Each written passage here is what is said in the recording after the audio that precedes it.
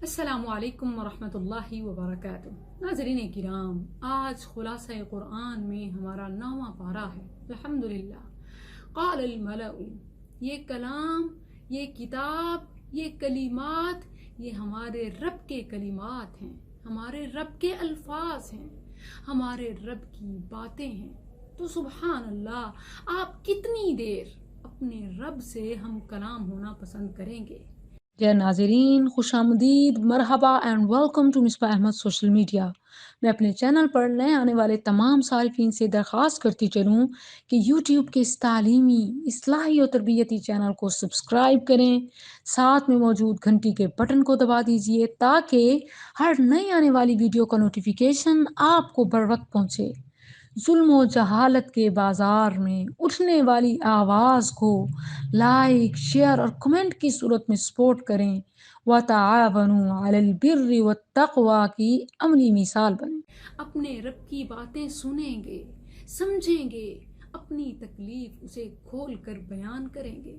सुभान अल्लाह। यहाँ तो ऐसी जगह है कि जहाँ जब आप अपना दिल खोल के रखते हैं और जब रब की सुनते हैं और पढ़ते हैं तो गोया आप सही जगह पहुंच चुके हैं। ऐसी जगह कि जहां आपकी तकालीफ का, परेशानियों का, बीमारियों का इजाला और मदावा किया जा सकता है। वो कादिर है, लेकिन होता क्या है कि हम अपनी असल जगह तो टाइम नहीं देते कि वहाँ हम अपनी तकालीफ बयान करें, अपने रब के कलिमात देखें, उसके अल्फाज सुने, उसके अल्फाज पढ़ें और समझें।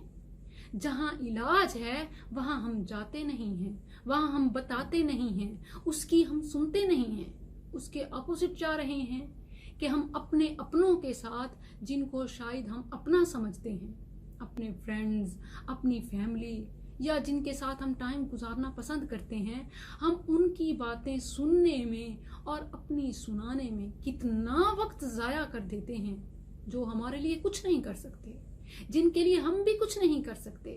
वो तो खुद बेइख्तियार हैं, बेजारू मददगार हैं, खाली हाथ हैं।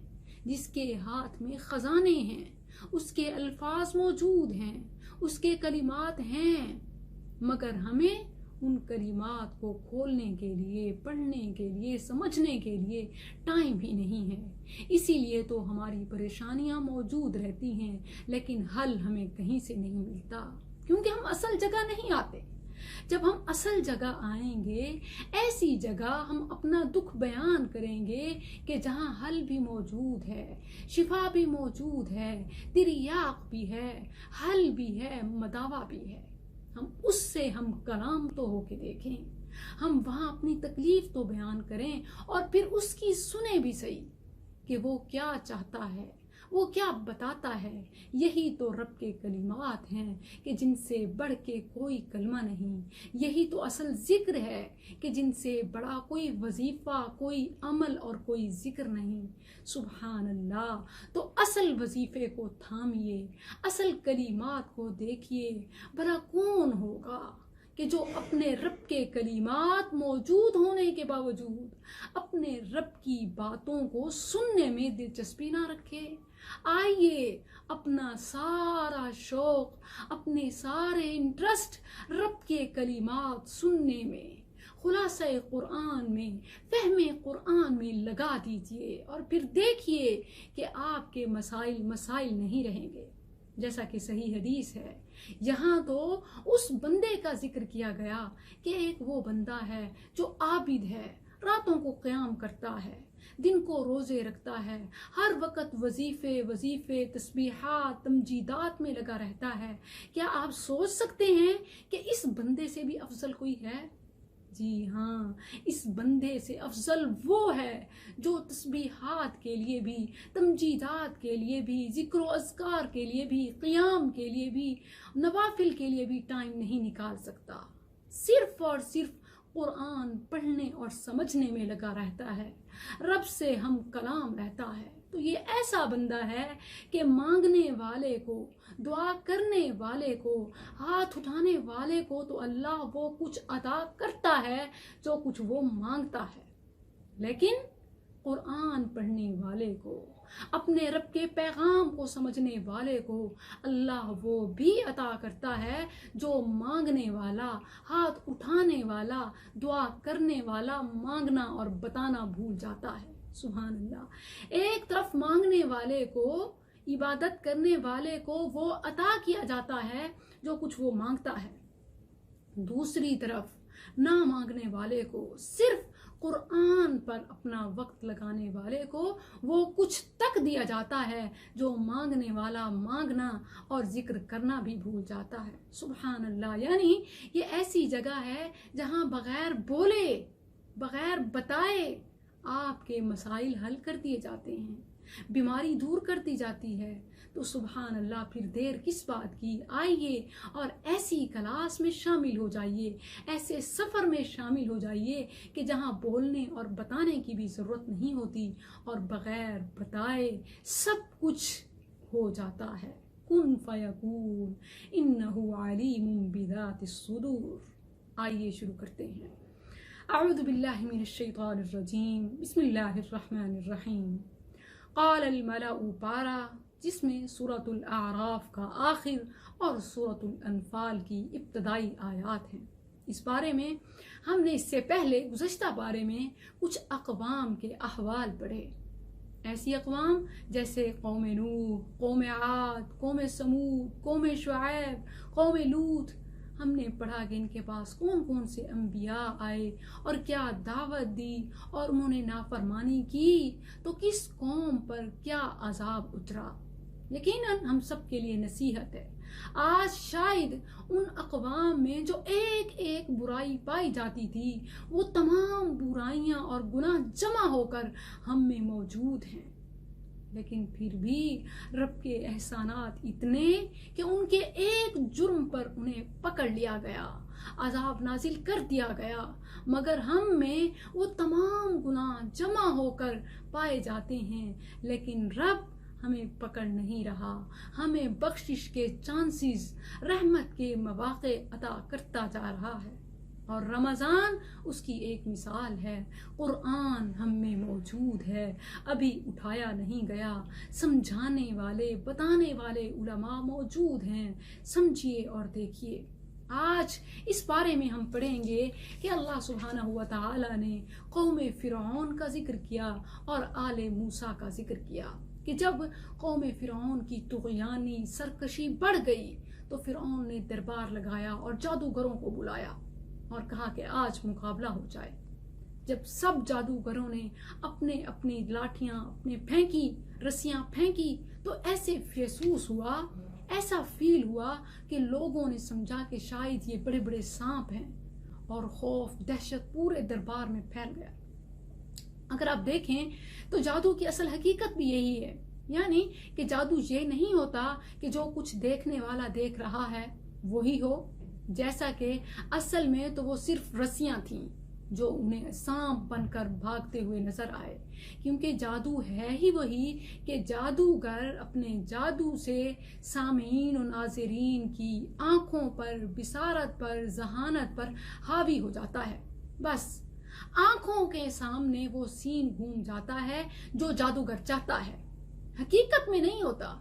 سحروا بأعین الناس، قرآن میں ہے، واسترہبوہم، جادوگر نے لوگوں کی آنکھوں کے سامنے وہ سین گھما دیا جو وہ چاہتے تھے، اور انہوں نے سمجھا کہ شاید یہ بڑے بڑے سانپ ہیں جو ابھی ہمیں نگل جائیں گے، ابھی ہمیں ڈس لیں گے۔ خوف پھیل گیا، یہی جادوگر چاہتے تھے، لیکن اللہ نے ان کے جادو کو رد کیا اور فرمایا فوقع الحق وبطل ما كانوا يعملون۔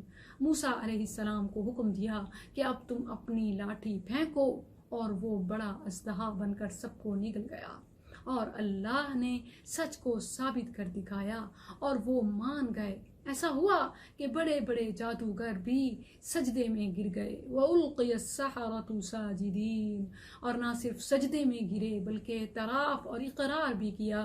قَالُوا آمَنَّا بِرَبِّ الْعَالَمِينَ، سبحان اللہ، حق تو وہی ہے نا کہ دشمن بھی گواہی دیں. اور جادو جو دکھانے آئے تھے، جو لوگوں کو اپنا اور فرعون کا بنانے آئے تھے، وہی سجدے میں گر گئے اور پھر اقرار کیا گویا ہوئے آمنا برب العالمین ربی موسیٰ و ہارون. فرعون نے کہا تم اس کے ساتھ ہو گئے ہو، ایمان لے آئے ہو.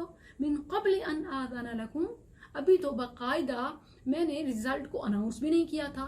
ٹھیک ہے، میں نے ایسے کہا تو تھا کہ جو جیت جائے گا وہی ونر ہوگا، وہی سچا ہوگا، وہی حق پر ہوگا. لیکن ابھی میں نے تو یہ اناؤنسمنٹ نہیں کی تھی، ابھی میں نے تو انصاف کا رزلٹ بتایا نہیں تھا کہ کون جیتا کوئی ہارا. یعنی یہ ایک قسم کا اپنی ہار کو، شکست کو چھپانے والی بات ہے اور بہانے تراشنے کے سوا اور کچھ نہیں ہے، جبکہ سب کچھ ہو چکا تھا.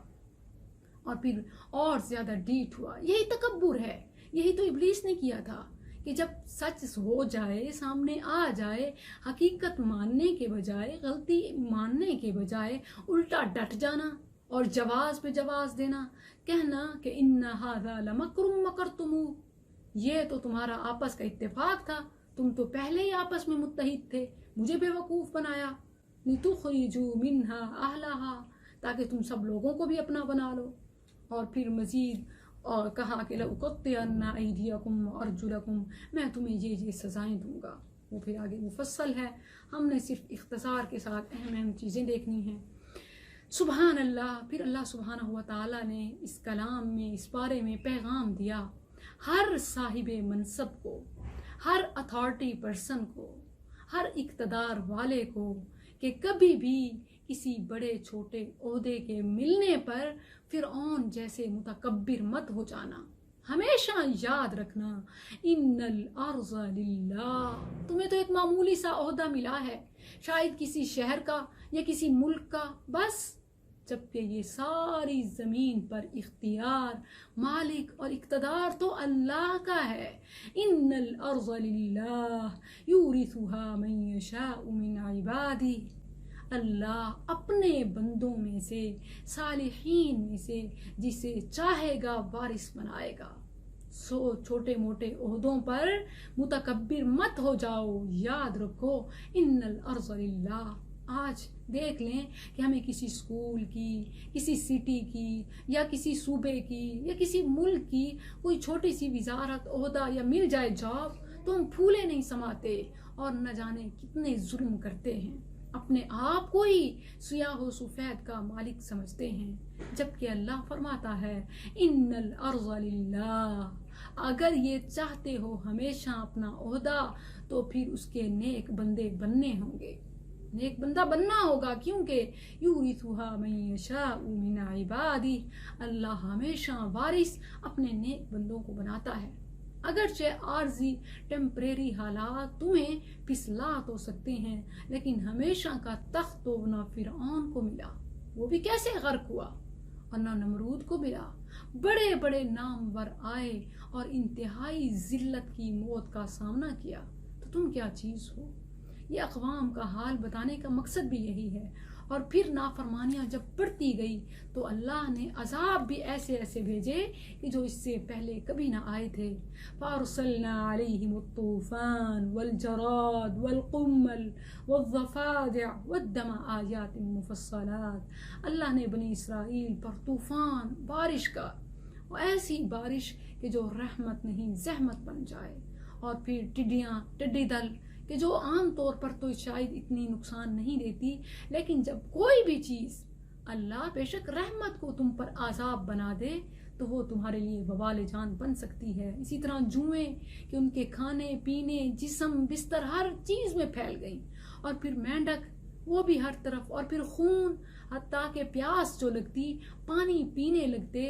اور اگر کسی بنی اسرائیل میں سے کسی کو، آل موسیٰ میں سے کسی کی ہیلپ لیتے کہ ہمیں اپنے ہاتھ سے پانی پلا دو، تو روایات میں یہ بھی ہے کہ جب ان نافرمانوں کے منہ میں جاتا تو وہ خون بن جاتا. کتنا بڑا عذاب تھا.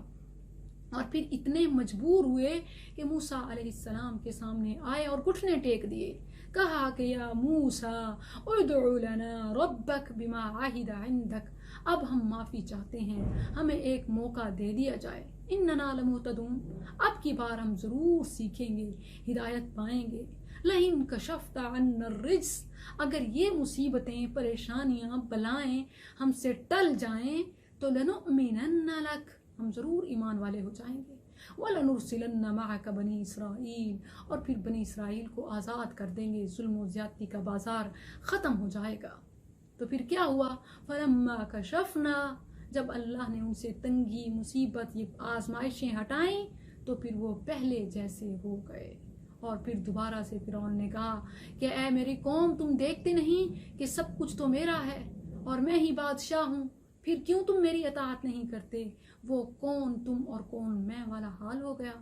यानी कि फिर मूसा अलैहिस्सलाम पर ईमान लाना तो दूर, उनको पहचानना ही इनके लिए मुश्किल हो गया। तो ये देखें कि आज हमारा भी वही हाल है कि हम भी अपनी मुसीबत में, परेशानी में कैसे रब को पुकार रहे होते हैं, कैसे वादे और मनाजात कर रहे होते हैं, लेकिन अगर हालात बेहतर हो जाएं तो अपनी पुरानी रविश पर आ जाते हैं और भूल जाते हैं कि हमने अपने आप से, अपने रब से क्या क्या वादे किए थे। और अभी हमने कल ही पढ़ा था 8वें पारे में कि अल्लाह ने वसीयत की है, वबिअहदिल्लाहि औफू, अपने अल्लाह के साथ किए गए वादे पूरे करो। और ये तो नाफरमान कौमों का हाल था कि वो मुसीबत में मनाजात करते और फिर मुसीबत हटने पर फौरन ही बिगड़ जाते और मुकर जाते। अल्लाहु अकबर। और फिर जिक्र है मूसा अलैहिस्सलाम के कोहे तूर पर बुलाए जाने का, और फिर 40 रातें वहाँ क़याम एतकाफ़ करने का, और फिर अल्लाह से हम कलाम होने का। इसीलिए तो मूसा अलैहिस्सलाम को कलीमुल्लाह कहा जाता है कि अल्लाह ने कोहे तूर पर मूसा अलैहिस्सलाम से बातें की। यकीनन हम नहीं जान सकते, इदराक नहीं कर सकते कि वो क्या कैफियत थी, रब ने किस तरह बातें की, अल्लाह बेहतर जानता है। अल्लाहु आलम कमा यलीकु बिशानी, सुभान अल्लाह। और फिर मूसा अलैहिस्सलाम का फरमाइश करना बातों के बाद कि रब्बी अरीनी अंजुर इलैक, अल्लाह मैं तुझे देखना चाहता हूँ। अल्लाह का फरमाना कि लन तरानी वलाकिन इंजुर इलल जबल, मूसा बशर मुझे नहीं देख सकता, बशर में इतनी हिम्मत ही नहीं, इसीलिए तो बग़ैर देखे ईमान लाने का हुक्म है। जब मूसा ने मज़ीद फरमाइश की तो अल्लाह ने फरमाया कि फलम्मा तजल्ला रब्बुहु लिल जबल जअलहु दक्का व खर्र मूसा साइका, के पहाड़ पर देखने की कोशिश करो और अगर तुमको पा सको तो फिर मंजर तुम्हारे सामने होगा। लेकिन हुआ क्या कि जब जबल पर, पहाड़ पर थोड़ी सी तजल्ली और नूर पड़ा तो मूसा अलैहिस्सलाम गिरे और बेहोश हो गए। फलम्मा आफाक, जब अफाका हुआ तो कहा सुब्हानका तुबतु इलैक व अना अव्वलुल मुमिनीन। और फिर उसके बाद जब वापस मूसा अलैहिस्सलाम गए और अपनी कौम को देखा कि वो बिछड़े को माबूद बना चुके हैं और नाफरमानियों में बढ़ चुके हैं, नबी का नाराज़ होना और इन पर मुसीबतों का नाजिल होना, और फिर दोबारा मूसा अलैहिस्सलाम से कौम का, बनी इसराइल का माफ़िया मांगना और फिर फरमाइश करना कि अब हमें भी कोहे तूर पर लेकर जाओ ताकि हम भी अल्लाह की तजल्ली देख सकें और अपनी आँखों से देखें और फिर ज़रूर ईमान लाएंगे।